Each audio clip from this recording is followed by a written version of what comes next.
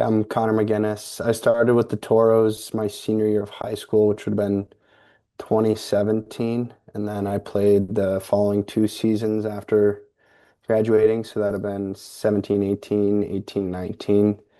And yeah, that was a great time in Minot. I'm originally from Troy, Michigan. When did you start playing hockey? I think right around 4 or 5 years old is when I started.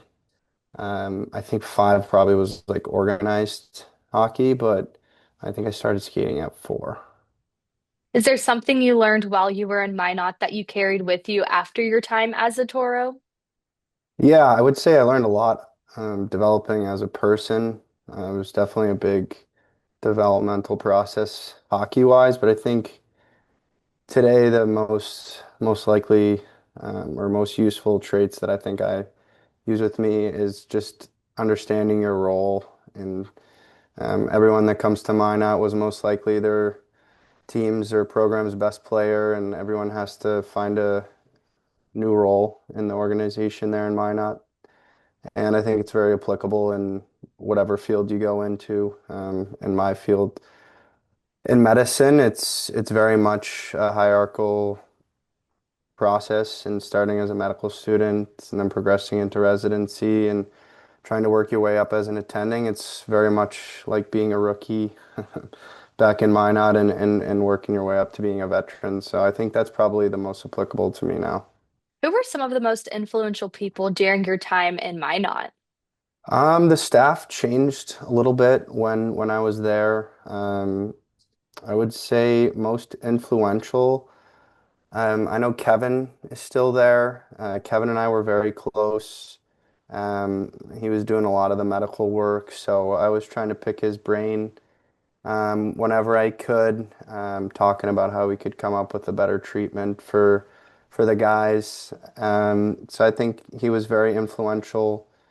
And then as a D coach, Nigel was very helpful and instrumental in getting me to Minot. He wasn't there when I arrived, but Marty was there, so Marty was definitely very influential and just a good person. Still touch base with him here and there, and I think those were two integral pieces, and definitely people that helped me.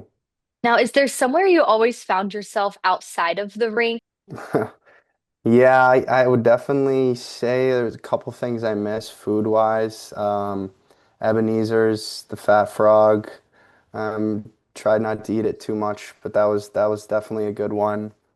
The truck stop for some cinnamon rolls were always good. And then I think typically on Mondays we'd always watch The Bachelor at one of the guys' houses. They're no longer billeting, but we would always be there on Mondays. So I think those were two food spots I miss, and probably the most frequent place was different billets, just watching games or shows, whatever it was. Now, you were part of the team that made it all the way to the Robbie Cup final. What made that team so special that year? Yeah, that was an interesting year. We, on paper, were very good, and we did not have a very good start to the season.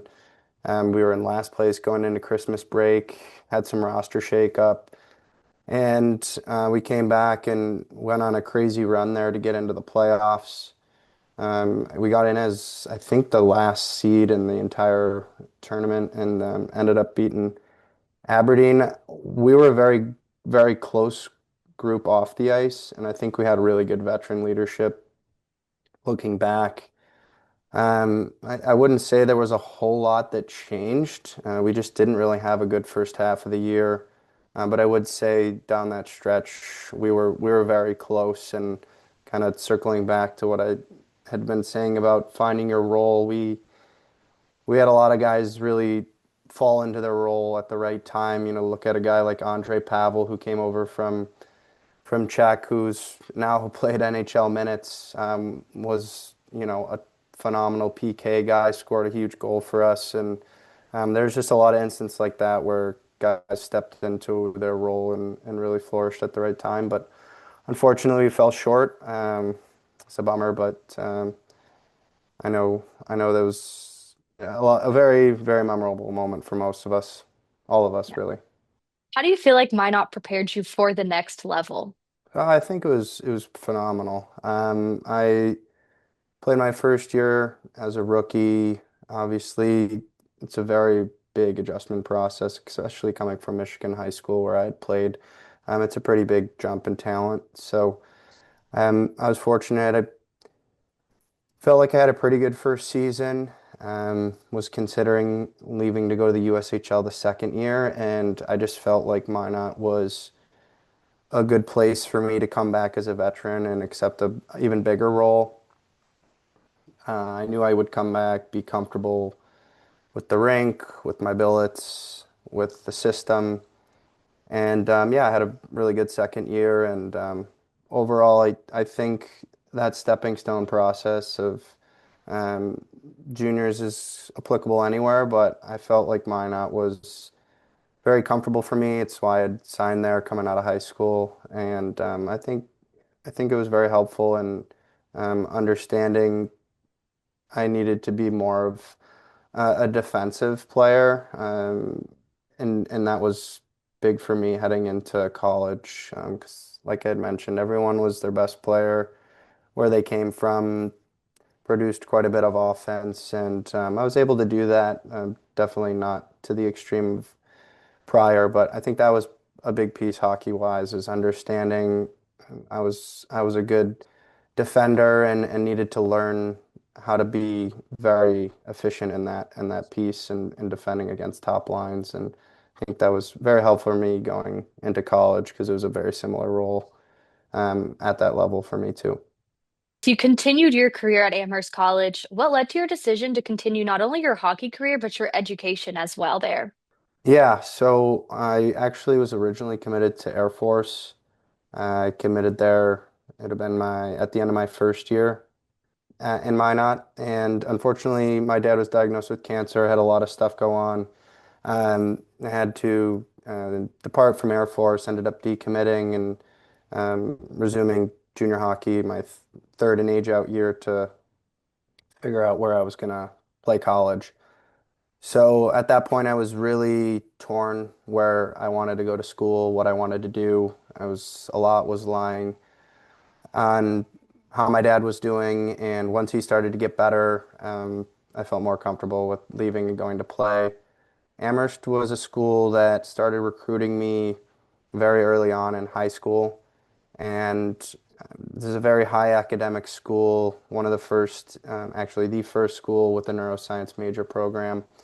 So for me, it was always in the back of my head as a possibility with Division One aspirations. I wasn't sure. When I opened up my recruiting the third year, I was fortunate to get a lot of different opportunities at the D1 level, and it just came to a point where I needed to make a decision where I wanted to go. And yeah, I chose Amherst, which was a Division three school. And I think a lot of people coming from the USHL were a little bit confused with the decision, to say the least. But no, it was a very much calculated decision. I felt like I could be a 50% student and 50% hockey player and really focus on my studies and take the summers to experience medicine and do different internships where I knew that most likely at the Division One level that wasn't going to be possible. And I really didn't want to sacrifice educational opportunities um, for hockey because ultimately I knew at that point and well before that I wanted to become a doctor. So I'm very happy with the decision to go to Amherst. It did exactly what I was hoping, it would do. I was able to play for a great coach in Jack Arena, great program, and was ultimately able to get a phenomenal education. During your time there, you were also president of the Fly Fishing Club. What made you join that club in the first place? And then what eventually led to that leadership position for you? Yeah, so that actually started in COVID. I'm a big hunter and fisher coming from Michigan. That was something that I'd always done growing up. I had never fly fished. It's not as big here in Michigan as it is out in Massachusetts, especially where I went to school in Western Massachusetts. And during COVID, you really couldn't do a whole lot. So I got into fly fishing during COVID. And actually, one of my buddies was running the fly fishing club and he was graduating. So I was fortunate to get the club passed down. Um, it was fun. There's a lot of good streams and whatnot in the area that got to explore, but yeah, that was a fun opportunity. Well, you graduated with your BA in neuroscience. How did, you balance being that student athlete? Yeah, it was very difficult. Like I said, I knew that there was going to be a lot of sacrifices when it came to education in hockey, especially in the pre-medical curriculum. We have a lot of labs that are often 3 to 5 hour long classes, and you don't have a lot of say in scheduling those classes. So there was many practices throughout my course, 3, 4 years there, that I had to show up late or miss practice, and it was difficult. You're still playing a college schedule, you're still practicing. We're still at the rink, you know, a good majority of the day. So it was difficult. But at the same time, I knew what I signed up for, and there was a lot of support systems there for us that helped me. And another thing was that it was not uncommon being a medical student and playing hockey for Amherst. We had three of us in our grade, class of 24. All three of us are in medical school now, so we all very much relied on each other to get through that, and we're in the same classes all the way through. So I think that was, the main the main support system, but the faculty are very, very helpful there. It's a very small school, less than 2,000 people, so about 33% of the student population is an athlete, so they're very familiar with us being in and out for whatever reason. And yeah, it just took a little bit extra time than some of the other, career paths, but other than a few late nights, it was manageable. So. And now you're at Wayne University for med school. What made you want to be a doctor? Yeah, I think it's a question you get a lot in the process. It started very early for me. I would say probably junior, senior year of high school. I was very good at science, and I took an anatomy course during my senior year. Really enjoyed it, and I was fortunate enough to do I think it was about a month long. My school graduated. It was very close to when I was actually in Minot, right after I got back from Minot, my senior year, where I got to spend a month-long internship in any career that you were interested in instead of going to school with the normal class your last month of your senior year. And I was able to spend a month in medicine. And after that, I really knew that that was for me. And then along the way, as I progressed, with my dad falling sick and helping take over as his caregiver and see him through his medical process, only deepen that drive to want to become a doctor, and it's been able to guide me in which careers I do and don't like within medicine. So yeah, I was fortunate. I knew pretty early on, and some other experiences along the way only reassured that for me. What led to deciding to focus on neurology? Yeah, I love neuroscience. And my first internship that I had mentioned, I spent a lot of time in physical medicine and rehabilitation. I really fell in love with working with the neuro patients, specifically stroke rehab. So along the way throughout my time at Amherst, I did different internships. I spent some time in general pediatrics, really enjoyed the pediatric population, but missed the neuro aspect. So then I spent some time in pediatric neurosurgery, which I really enjoyed, but liked the longevity of care in neurology, child neurology, more so than the operative route. So my senior year, I spent the entirety of the year interning with a child neurology office. And ever since I got to Wayne and came back home from medical school, I've been working with the child neurology department here. And I just really enjoy working with the kids. I really enjoy the neuroscience aspect, and as an athlete, I do a lot of time researching concussion. and child neurology. Concussion is the field that I'm going to be specializing in, so it gives me an opportunity to stay involved with the game of hockey and potentially be a team physician, team neurology consulting physician in the future. You were able to spend a week in India working with the founder of Neurology on Wheels. What was that experience like for you? Yeah, it was really cool. I was fortunate to be awarded a grant to fund my travel over to Nellore, India. Had some very helpful faculty at Wayne State, Dr. Sunil Jamin, who's actually originally from India. He had him and I had talked, and I was thinking about going on a ship down in South America, and that ended up not happening. And he knew that I was interested in neurology. So, a former colleague of his, Dr. Bindu Menon in Nellore, India, is a world famous neurologist and arguably the best in India. And a lot of things fell into place, fortunately. And the trip aligned on one of my breaks from school, and I was able to fly over there. Unfortunately, I was alone. My good friend Visa had a little bit of a hiccup, so I was alone, but it was a phenomenal experience. It's very eye-opening. The people are extremely generous, and population-wise, it's very hard to explain. We don't see that many patients here.